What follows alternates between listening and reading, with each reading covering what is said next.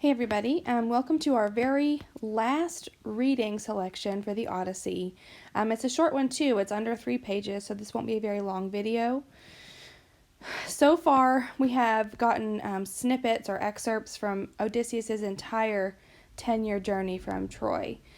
We didn't read the whole thing because our textbook didn't offer the whole thing, and it would have taken much, much longer to get through, but you've gotten all the highlights, right? We've talked about all the highlights. So this is the last section. Yesterday, we learned that the suitors that had been courting his wife for the last 10 years, they were all killed, kind of horribly, by Odysseus and his son and a few other faithful people. He's spoken to his wife, but she doesn't know it's him. And also, just before Odysseus killed all the suitors, he passed the bow and axe handle test that no one else could do. No one else could string the bow, and no one else could make the arrow go through the axe handles because they couldn't string the bow. But he passed it as a beggar. So technically, Penelope is now engaged to marry this old beggar man. So let's see what happens with Penelope and Odysseus in this final section. Penelope's test. Penelope tests Odysseus to prove he is really her husband. Now, the reason that this is in here is because she's clever, right? So he has stood up and said to the suitors, I am Odysseus, the one that you've taken this land from, and I'm going to kill all of you.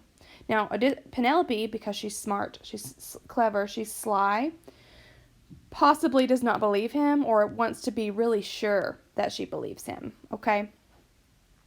Great-hearted Odysseus, home at last, was being bathed now by Eurynomé and rubbed with golden oil and clothed again in a fresh tunic and cloak. Athena lent him beauty head to foot. She made him taller and massive, too, with crisping hair in curls like petals of wild hyacinth, but all red golden.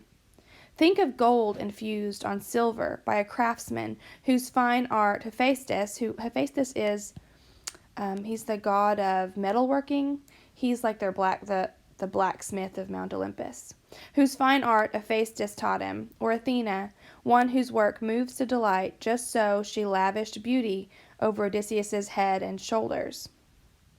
So this is saying that Eurynomé, who is, it sounds like your enemy, but it's Eurynomé, it's a name, is Penelope's like maid who's faithful to her, who was like a good guy. She's bathing him and rubbing his skin with oil, which is kind of like putting lotion on, if you can imagine, and making him, like, getting all the grime and dirt off from his beggar clothes. And then Athena comes in and makes him look young and handsome again. He sat then in the same chair by the pillar, which is where he sat as a beggar, talking to Penelope a couple of sections ago, facing his silent wife, because she's not sure it's him, and said, Strange woman, the immortals of Olympus made you hard, harder than any. He's saying your heart has gone hard. Okay, like you are not the soft, sweet wife that I left.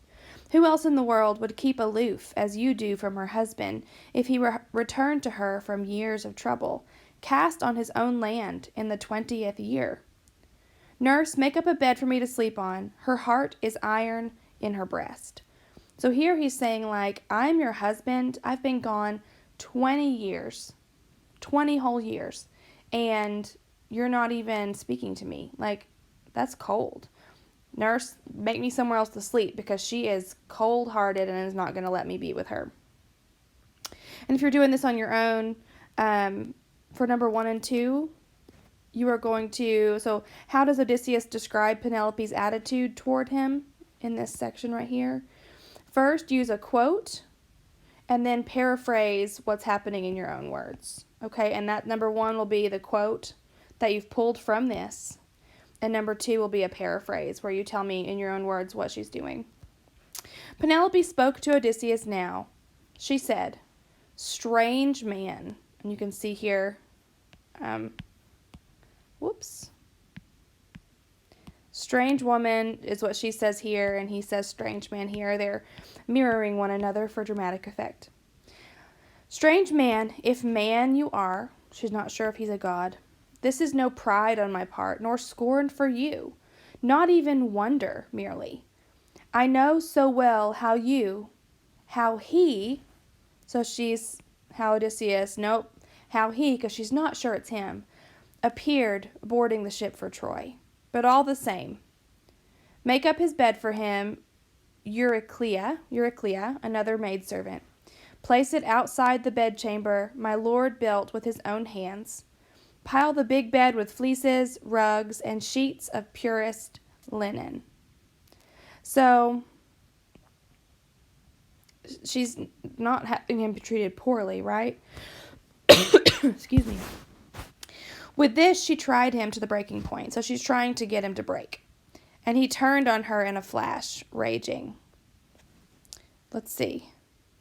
Because she knows she's testing him here. That's right. She's testing him here because only the real Odysseus would know one of these facts. So she's saying, place it outside the bedchamber my lord built with his own hands.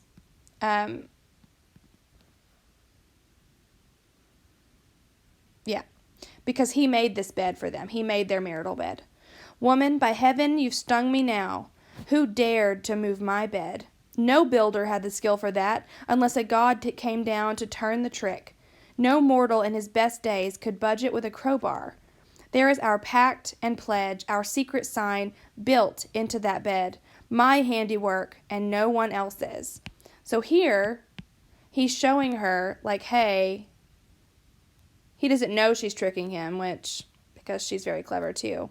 He's saying, how dare you do this? How dare you move the bed that I made that is so heavy and so elaborate? No man could move it. And I put our secret sign. It was our secret, like, have you ever seen someone, like, carve, like, their initials into a tree? Odysseus and Penelope. There we go. It's kind of like that, except it's not carving into a tree. An old trunk of olive grew like a pillar on the building plot, and I laid our bedroom round that tree. So their bedroom is built around a tree. Lined up the stone walls, built the walls and roof, gave it a doorway and smooth-fitting doors. Then I lopped off the silvery leaves and branches, hewed and shaped that stump from the roots up into a bedpost, drilled it, let it serve as model for the rest. So he built this room around this tree, and then used part of the tree as part of the bedpost. This is why he said no man can move it. I planed them all, inlaid them all with gold, silver, and ivory, and stretched a bed between, a pliant web of oxhide thongs dyed crimson. There's our sign. I know no more. Could someone else's hand have sawn that trunk and dragged the frame away? So he's like, how dare you? Look what I did for us. I built our bedroom, our marital bed. I built it around a tree. That we built the whole room around it. And now you're saying you've moved my bed? You've somehow gotten it off the floor and moved it?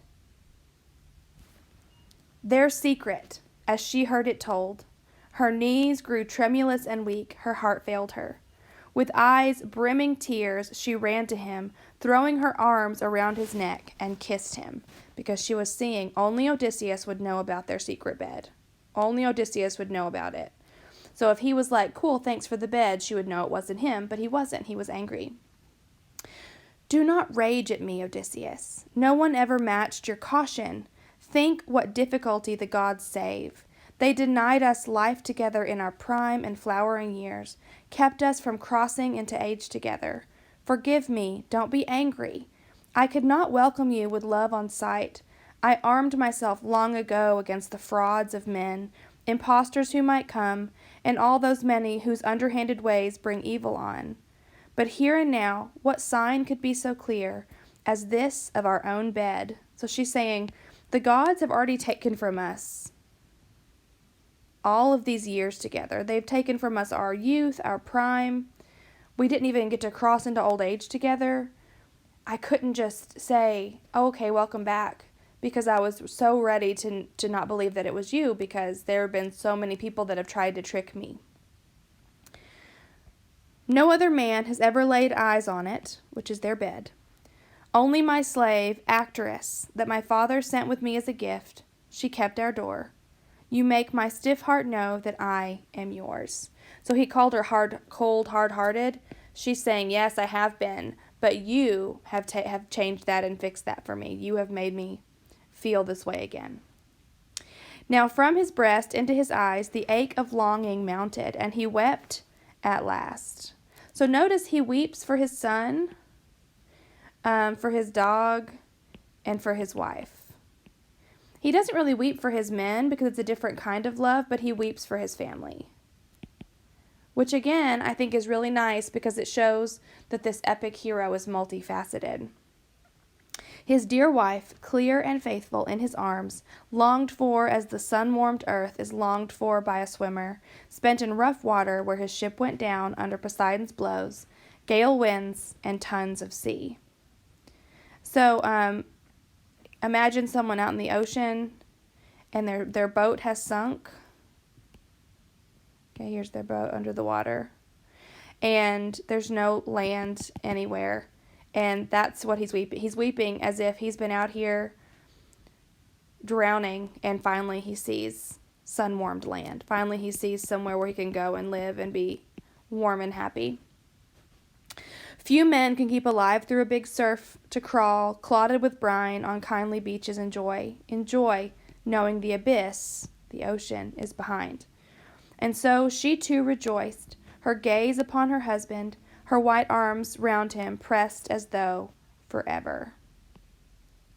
So they're happy. They get there happily ever after.